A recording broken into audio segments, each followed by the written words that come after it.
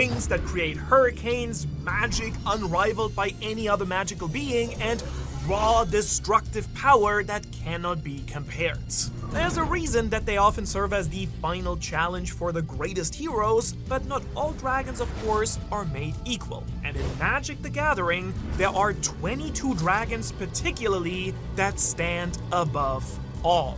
Today we talk about the Elder Dragons, being of divine importance to every plane that they inhabit. Entire worlds bend to their whim. Conquerors seek their powers, and the mightiest amongst them have ascended and become the greatest planeswalkers of all time, and even gods themselves. So, who are they?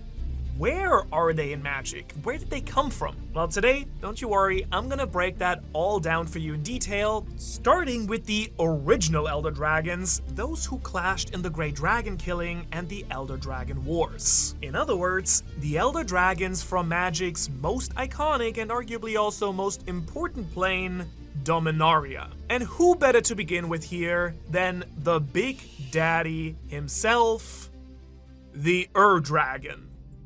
Before we can even start talking about some of your favorites like Nicol Bolas, Ugin, or some of their siblings, we just have to begin this video with the being responsible for creating dragonkind in Magic itself, the Dragon, who I hate to have lied to you right out of the gates is actually not one of the Elder Dragons, and that's because the Dragon isn't your mama's dragon, he's an avatar of dragonkind itself, the sheer concept of a dragon. He rocks the dragons as this primordial force that exists even beyond any single plane. Very much like Akira Toriyama, all dragons were born from his Dragon Balls, and that's canon. I think, I hope, I don't know. This also explains why the Dragon has all 5 mana types, because he's the embodiment of all of them, and thus he needs all the mana types. Every dragon born throughout the entire multiverse carries a tiny fragment of its essence inside of it. Kind of like soup from a very, very, very big pot. He's the soup in every dragon in Magic. What do you mean you're at soup? I mean I'm at soup! What store are you in? I'm at the soup store! Now, technically, not every dragon on our list today is actually his direct kin, but they all still carry his own essence. That being said though, the first ones that we're gonna talk about, the Dominarian Elder Dragons, are actually all his direct spawn. They all inherited Urpapa's incredible magical power, immense intelligence, and nigh eternal lifespans. So you can say there's a reason they are the top drakes. Dragon nepotism. Yes, and before one of you wise guys tries to tell me in the comments that a drake isn't a dragon, I know, but let the joke run. All right, now, despite its unimaginable importance, the Dragon rarely actually intervenes in the, storyline of Magic the Gathering directly. It kind of exists more as a cosmic principle, more so than a ruler, silently shaping dragonkind from beyond reality itself, which, adds up because his card effect reflects this pretty perfectly. The Dragon is reducing the cost of dragons regardless of whether or not he's actually on the board, and then allows you to summon dragons for free. Dragons like one of his most important offspring, Nicol Bolas. Without question, Nicol Bolas is the most infamous Elder Dragon ever to exist. He's also my dad, that's right, today I'm confirming all the speculations. I am Manu Bolas, and I denounce my father's actions in this video. Made actually a whole video exposing him already. Now, Nicol was born alongside his twin brother Ugin during Dominaria's ancient past. Bolas was gifted with overwhelming magical talent and an ego to match that as well, but he was also only half complete. The runt of the litter, basically. You'll notice that all the other Dominarian Elder Dragons have 2-part names, but Nicol and Ugin were each half the size and just half the name as well. So technically, you could say that they were meant to be a dragon called Nicol Ugin or Ugin Nicol, which I think is a lot more fun. And that's because the twins were viewed as 2 parts of one whole being that was meant to be, and that only made his ego go absolutely crazy. After surviving the Elder Dragon War that devastated most of his own kind, Bolas spent thousands of years conquering entire kingdoms, manipulating civilizations, and accumulating a lot of forbidden knowledge. Eventually, he gifted himself the extended name Nicol Bolas, which made him an equal to his other Elder Dragon siblings. You know, not that he was insecure or anything, but just because he could. These tendencies manifest in his mana colors, red, blue, and black. Chaotic power with his red mana, logical domination and research with his blue mana, and the free will and conquest of black. He's the bad guy for a reason. And this is also reflected in his card abilities. Across his many printings, he forces opponents to discard their hand, exiles their cards, destroys creatures pretty willy-nilly, and kind of like his brother, plays on the number 7, like dealing 7 damage, drawing 7 cards, which I actually learned is a tribute to all the legendary Dominarian Elder Dragons, which are all 7/7 creatures. Bolas' ambition only grew, of course, after igniting his own Planeswalker spark, pushing him even further beyond. His conquest went cosmic, and it all culminated in his massive plan during the War of the Spark to finally reclaim the near omnipotent power that Planeswalkers had once possessed before the Mending. If you're curious, just very long story short, since he was an old Planeswalker, a truly cosmic god-tier powerhouse before the Mending weakened all Planeswalkers' powers,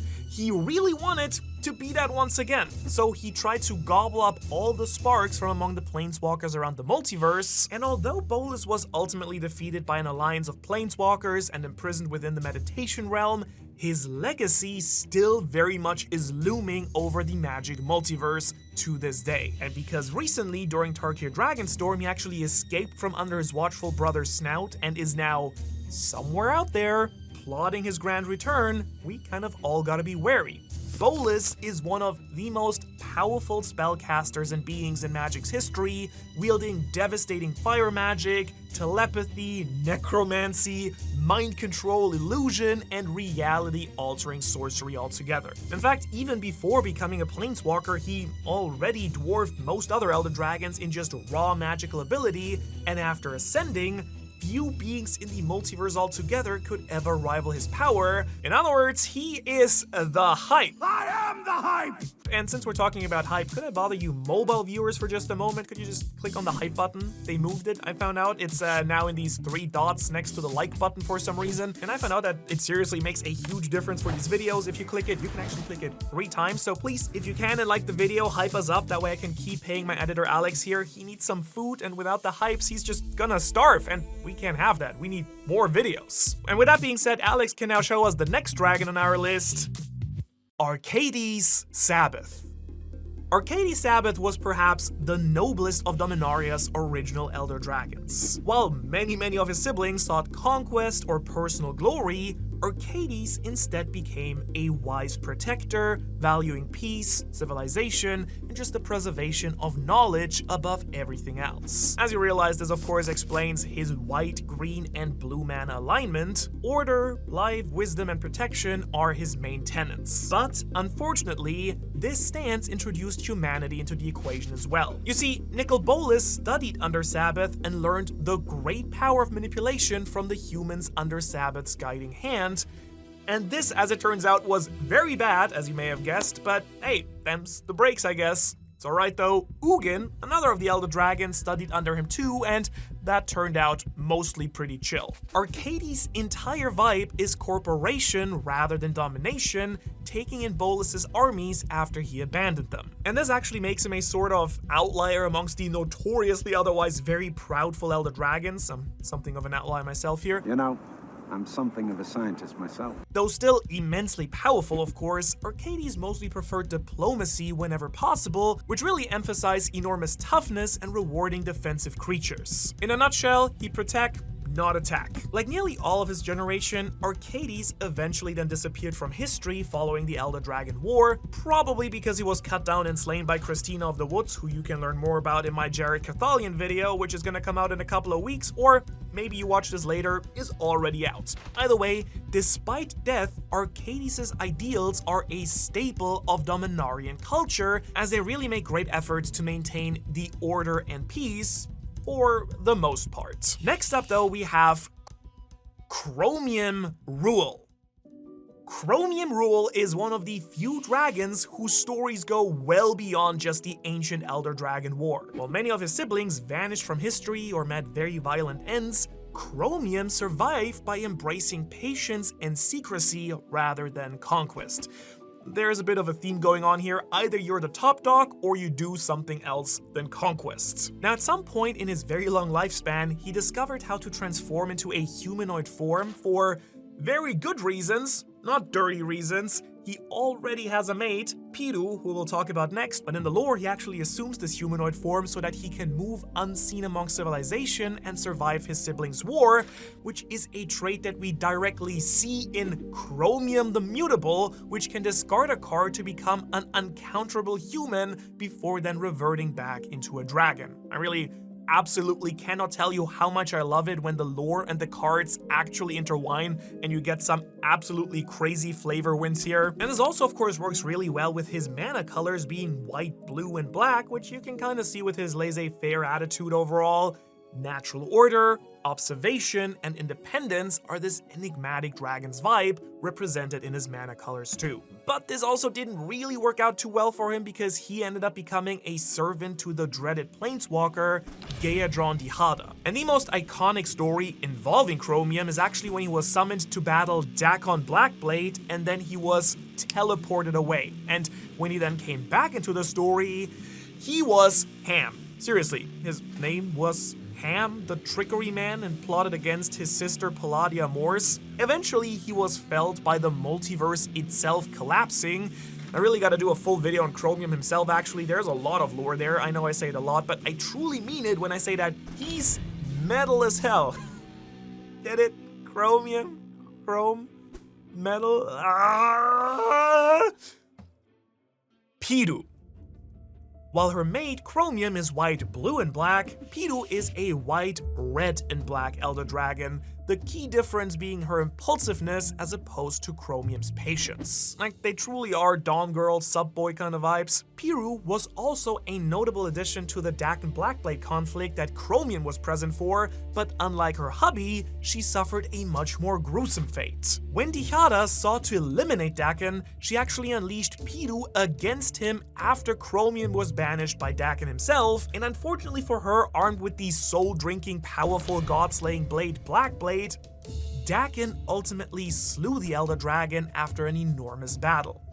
But, to be fair, he was a badass planeswalker, so this doesn't actually diminish Piru's power, which was immediately stolen by Dihada after Piru's death, a part of Dihada's big master plan and the very reason that the Blackblade was created to begin with. Piru is also one of the few dragons who got a card way later on in the series to tie into her role in the story. Now, a little bit unfortunately, Wizards really focused on the really big death part of the lore, as the card Piru the Volatile references her explosive demise by dealing massive damage to every non-legendary creature when she dies, while she also simultaneously rewards her controller with a tremendous amount of life. Which now brings us to Vaevictis Asmadi. Vaevictis Asmadi, who might have been the coolest name of the Elder Dragons, ruled through fear, demanding tribute from those unfortunate enough to live within his own domain. Black, red, and green mana flowing through him, showing his natural strength, independence, rage, and conquest. His most famous appearance in the story comes during the events of the Legend storyline, where he was actually manipulated by the planeswalker Taverzat, which, seems to be a thing and a theme of the Elder Dragons, either manipulating other planeswalkers or being manipulated by planeswalkers. Anyways, he was manipulated into joining an assault against the nation of Corondor. If you don't know, this is a really important area on Dominaria that most of the early comic lore is actually set in. Yes, there is comic lore. And there, Vaevictis actually clashed with powerful mages before ultimately being defeated, but it was also there that his reputation as a ruthless tyrant was cemented in the story. It's the core premise of his card, Vaevictis Asmadi, the Dire. Here we see his chaotic nature in full swing as it forces every player to sacrifice permanents before then replacing them with whatever fate reveals from the top of their library. Really fun card, one of the people in my playgroup plays it actually, and if you use it in like a fun and not too punishing way, it can actually like spin into some pretty crazy stuff. Lividus, Rubra, Ravus.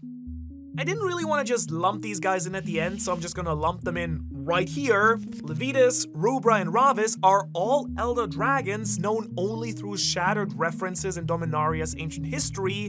What we do know about them is that they were members of the original Elder Dragon breed, but we don't really know much else about them. And this is sort of a product of Magic's very early world building's faults, right? Since the Dominarian Elder Dragons were established decades before the game's modern stories really started kicking into action, some ended up, unfortunately, kind of falling through the cracks. Despite figures like Nicol Bolas, Chromium, Ugin, and Piru being expanded on later on way more for that juicy good lore integration, some of them got the short end of the Elder Dragon stick and just kind of fell into irrelevancy. But I do think it's still important to talk about them because realistically, they have a pretty big purpose. They all serve as a reminder that the famous Elder Dragons represent only a fraction of an entire generation that once dominated the skies of all of Dominaria. Something I think we still may at some point get to see in a flashback set like the brothers were at some point, which I personally feel like would make a lot of sense and would really, make use of these awesome characters that still don't really have cards. Next up though, we have Merrevia Sal. Now, while we also don't know that much about this sister of the Elder Dragons, she is slightly more important than the other no-info dragons like Ravus, Lividus, and Rubra because, for starters, we know she was green.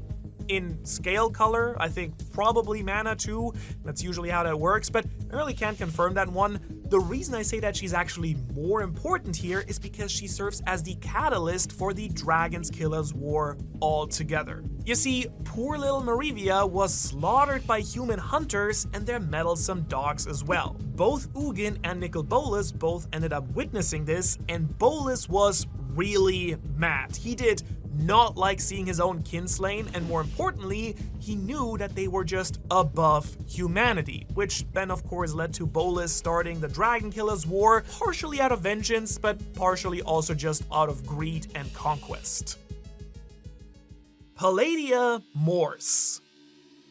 Palladia Mors, arguably the most ruthless Elder Dragon outside of Bolas himself. She was one of the first to stand against Bolas in the Elder Dragon Wars, and it's amazing that she somehow actually survived that. But that also probably just goes to play into her absolutely boss status. She's just so cool, man. Just look at her design. Her rage, her survival of the fittest mentality, and her key role in the natural order of Dominaria manifest in her mana colors, red, green, and white. Mamma mia, that's a very Italian dragon. The infamous legend of Mors Ridge is all about Palladia Mors. According to the tale, a fearless young girl wandered into the lair of Palladia Mors and Chromium Rhuell, who were just chilling after the Elder Dragon War, and while Chromium was fascinated by the child's courage, frightened villagers attacked the dragons after the wizard declared the dragons evil. What a dumb wizard, I thought they were supposed to be smart. Anyways, completely enraged, Palladia Mors destroyed much of the town before a mysterious stranger, the Ticking Man, cast a powerful sleep spell, burying the Elder Dragon beneath Mors Ridge. 80 years later, the warlord Red Donald, yes, that's his real name, who I'm absolutely not gonna make any reference about that could be used in a timely fashion, unknowingly awakened Palladia after being manipulated by a dragon whelp that was secretly the cursed Elder Dragon Vaevictis Asmadi. Once freed, Palladia lifted Vaevictis' curse, and together, the two dragons devastated the entire region alongside an army of undead and orcs. These bombshells had returned to the villa and it was about to be destroyed, but Ham appeared, and as we know, Ham was revealed to actually be Chromium Rhuell in disguise, and Chromium subdued Palladia once again, returning her to her enchanted slumber beneath Mors' Ridge. I personally think that this also played into her card effect on Palladia Mors, the Ruina, where she has hexproof, maybe representing the magical slumber, until she begins attacking again. And while we've now covered nearly all the Elder Dragons of Dominaria, except for one spiritual guy who I think deserves a little bit more attention later on, I also want to take a minute to talk about that guy's kids. The Dragonlords of Tarkir. That's right, there are more Elder Dragons on a different plane born from the wing beats of Ugin, the Spirit Dragon. Those who would then become known as the Dragonlords of Tarkir. Long story short, the plane of Tarkir, the most draconic, dragony plane in all of Magic, was ruled by, and you would have never guessed it, dragons, yes. And then they went extinct and the Khans of Tarkir took over, but then Sarkin Vol, resident dragon shaman, was actually sent back in time by Ugin's essence spirit from the grave, and after doing some time shenanigans, he eventually actually altered the timeline of Magic altogether, creating a new Tarkir, and that Tarkir is ruled by the Dragonlords, Elder Dragons born from Ugin's Dragonstorms. They are mighty, powerful rulers, and the apex predator, the World Render herself, Atarka.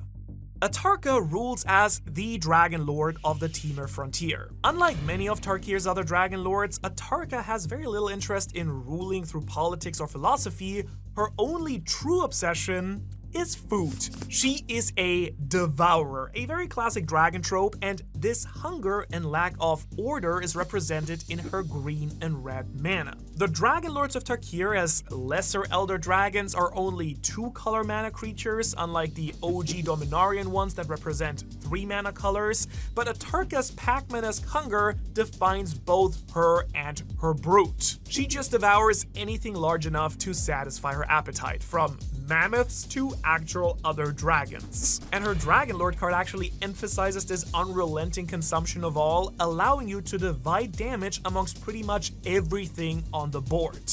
Meanwhile, her regular card, the World Render, allows her to grant that insatiable hunger of hers to all the dragons you control through the wonderful mechanic of Double Strike. Dromoka.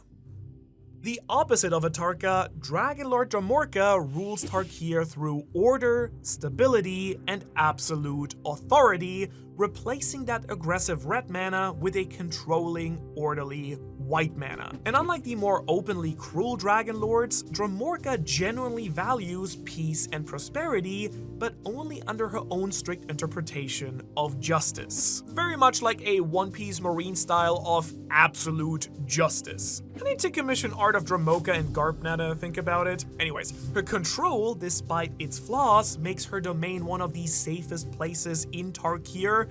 So long as they listen to her, every member of her brood is expected to display discipline, loyalty, and excellence, and honestly, I can kinda dig it. She's pretty rad. And since order is pretty much her whole shtick, her Dragonlord card prevents opponents from messing with you. It shows that she is the boss, an unshakable guardian and commander, and it does this by making sure that your opponents can't cast spells during your turn.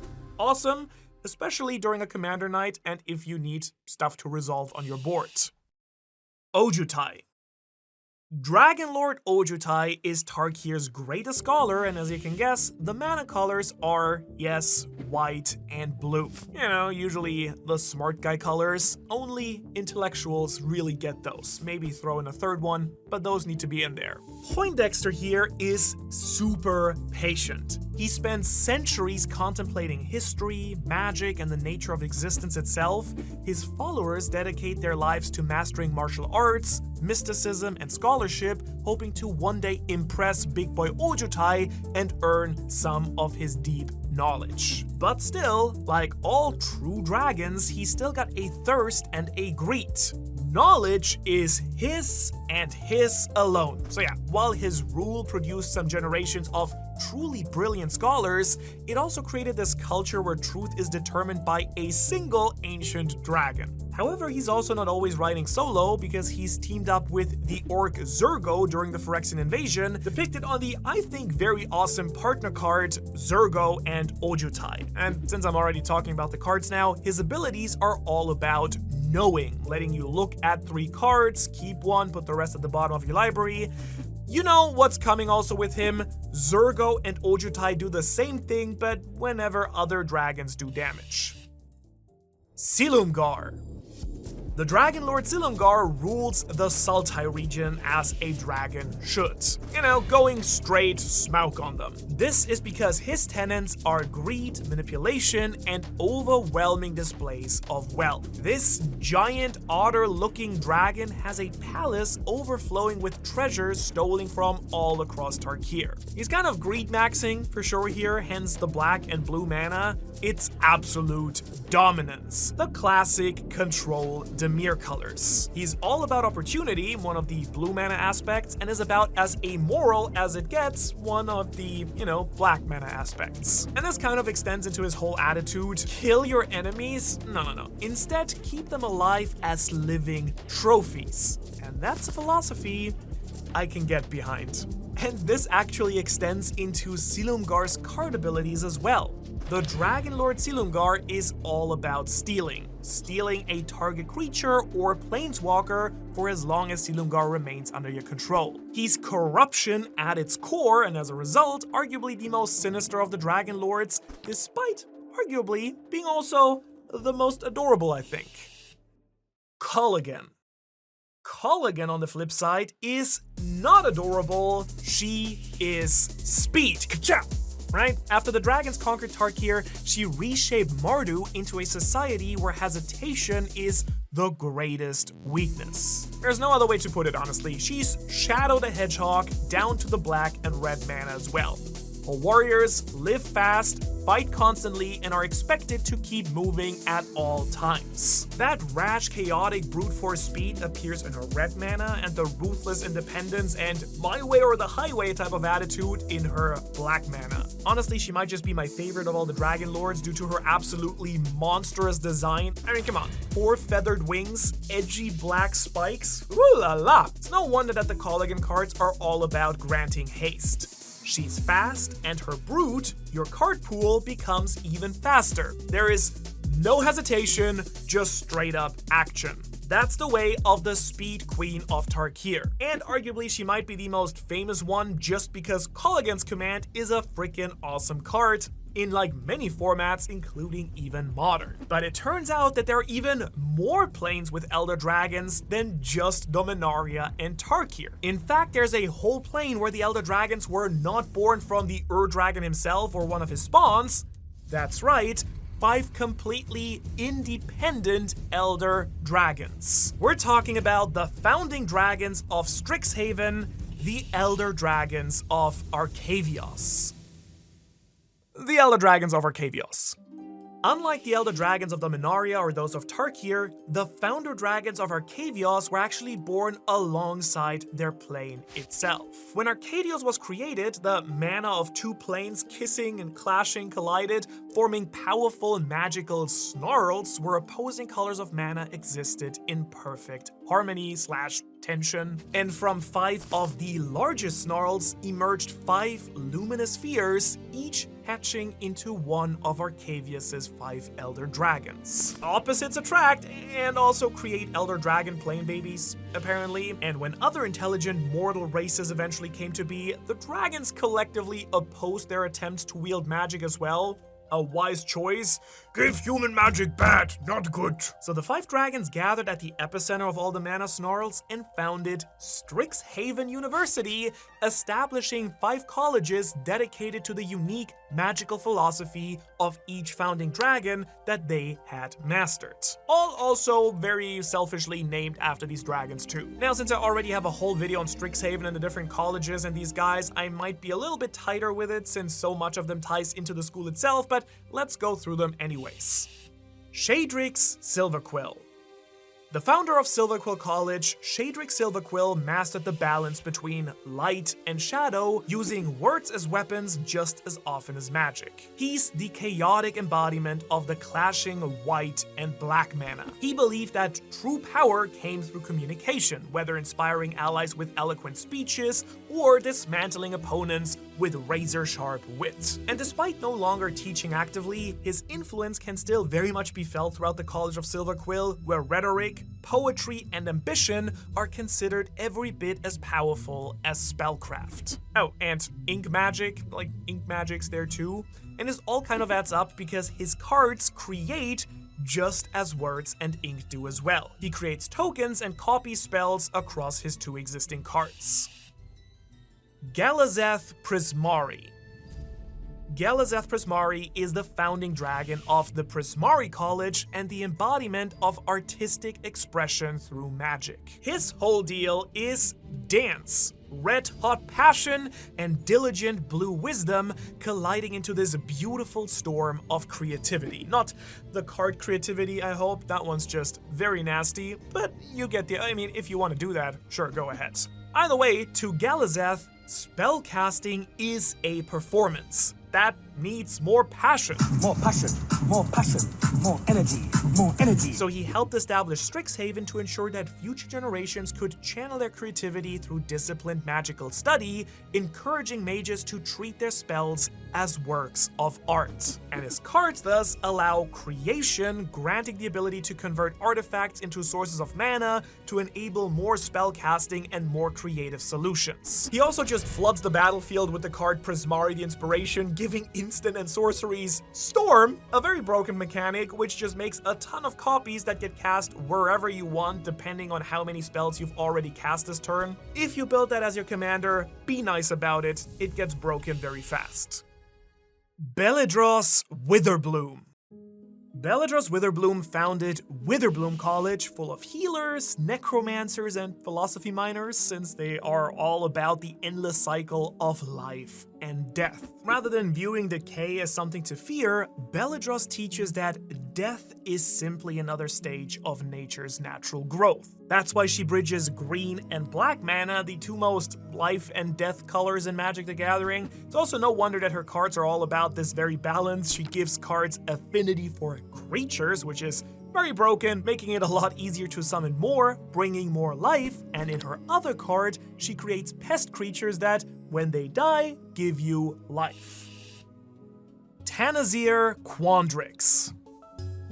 Tanazir Quandrix is the founder dragon of Quandrix College and the Rain Man of Arcavios. That's to say, he's really good at math and patterns. Under his philosophy, numbers, magical fractals, and biological growth are all mechanical. Math is the answer, and if you were as good as I was in school at math, then you'd probably not be in his college. To life and control, it doesn't matter. That's why he's green and blue mana. He's about solving the purpose of life itself. And he also loves multiplications. You can see that in his card Tanazir Quandrix. It strengthens creatures by multiplying their power and toughness, reflecting Quandrix's fascination with exponential growth. Velomachus Lorehold. Now I get to talk about my goat, the founder of the best house, Lore House. No, okay. Big man Velomachus Lorehold founded Lorehold College, believing that history should be an experience. His philosophy encourages students to study ancient relics, summon the spirits of the ancient past, and uncover forgotten truths and ruins. Archaeology is just as much about action and learning from the very past as it is preserving it. That's where the contradictory colors of red and white come into play. Red for action, white for order and preservation. And his card abilities are puns. They reward attacking by casting powerful spells from the library because he's a lore guy. Libraries have the knowledge and lore. And since I'm also focusing on lore, I ought to talk about the one dragon who has the biggest impact on the entire series lore. It's now time to discuss the greatest to ever do it, Ugin. Ugin, the Spirit Dragon.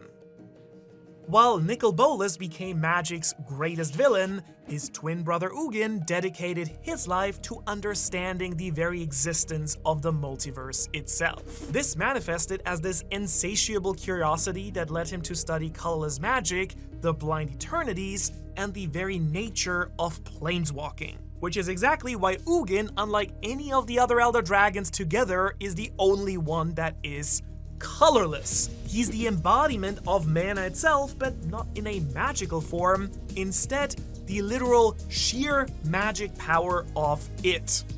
No influence by any ideology, just pure magic and pure spirits. While Nikki B here sought power over others in the multiverse, Big Oog sought balance and camaraderie. Their rivalry reached its peak when Bolas seemingly killed Ugin on Tarkir, depicted in one of the coolest board wipes out there. You should run it.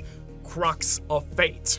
However, as I mentioned earlier, the spirit of the Spirit Dragon influenced Sarkhan Vol, who traveled back in time and prevented Ugin's death, creating an entirely new timeline in the multiverse where dragons never went extinct on Tarkir. And in this alternate history, Ugin then became the spiritual ancestor of Tarkir's 5 Dragonlords, whose broods grew to dominate the plane and reshape its civilizations. But way beyond just Tarkir, Ugin is perhaps best known for creating the Meditation Plane, a secluded plane outside the normal multiverse that served as both a sanctuary and eventually the prison of evil bad boy Nicol Bolas. Ugin willingly remained there as Bolas's eternal jailer even after the Gatewatch defeated him during the events of the War of the Spark, ensuring that his brother could never again threaten reality. And unlike nearly every other Elder Dragon we've talked about in this video, Ugin's story reaches far beyond just the ancient Dragon Wars.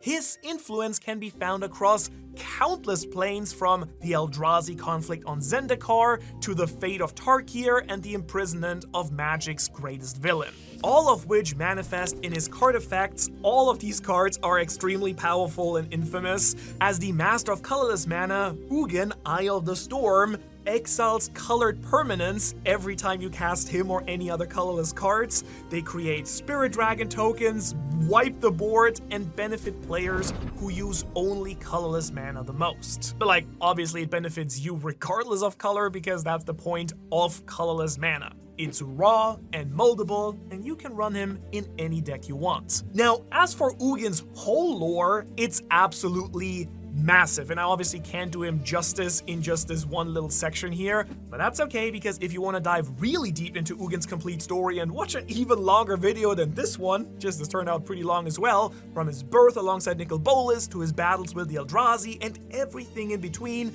you can watch my full Ugin lore video right here. Maybe you need to, you just cleaned the kitchen and now you need to clean your living room. There's another video for you. Otherwise, thank you so much for watching until right here. If you finished this video, can you please put a dragon emoji in the comments, just because I'm really curious if you actually watched till the end. Otherwise, let me know anything else you'd like to see on the channel. Dragon Month still fully going on, and I will see you in the next video.